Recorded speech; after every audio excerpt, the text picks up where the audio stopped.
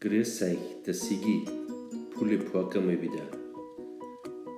Wir nehmen 2,6 Kilo vom Hals und tun es mit dem Senf gleichmäßig einreiben. Würzen mit 250 Gramm. Wir haben unsere Gewürzmischung. Wenn es schön einmassiert ist, dann tun wir es mit der Frischhaltefolie richtig schön einwickeln.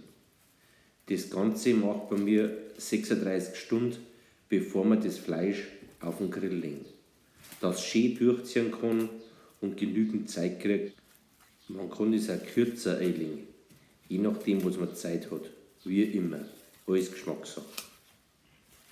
Und so kommt es dann in den Kühlschrank.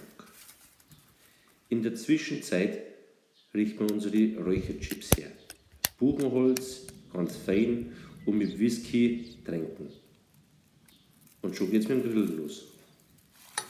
Wir nehmen das Fleisch aus der Folie und legen es auf den vorgeheizten Gasgrill bei 120 Grad auf das Gitter.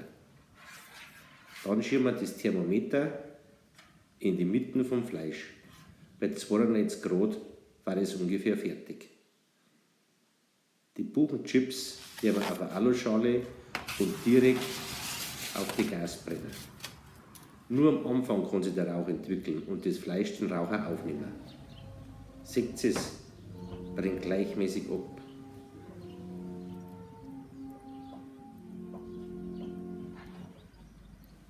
Nach knappe 2 Stunden nehmen wir es dann raus.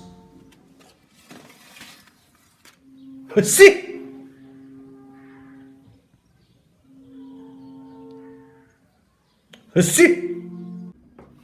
Dann kürzt man es noch auf und dann kann es eigentlich, bis die 92 Grad erreicht hat, durchgaren.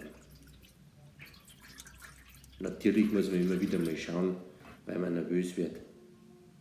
Aber ganz ruhig, nichts an der Temperatur verändern. Das braucht einfach seine Zeit. Durch die Nacht einfach laufen lassen. Um 9 Uhr ist schon 87 Grad. Jetzt wird es spannend. Punkt 12 wie immer. Man kann es gar nicht glauben, aber wir schaffen es immer wieder. Thermometer raus, mit der Alufolie warm halten. In der Thermobox mit heißem Wasser ungefähr noch eine halbe Stunde.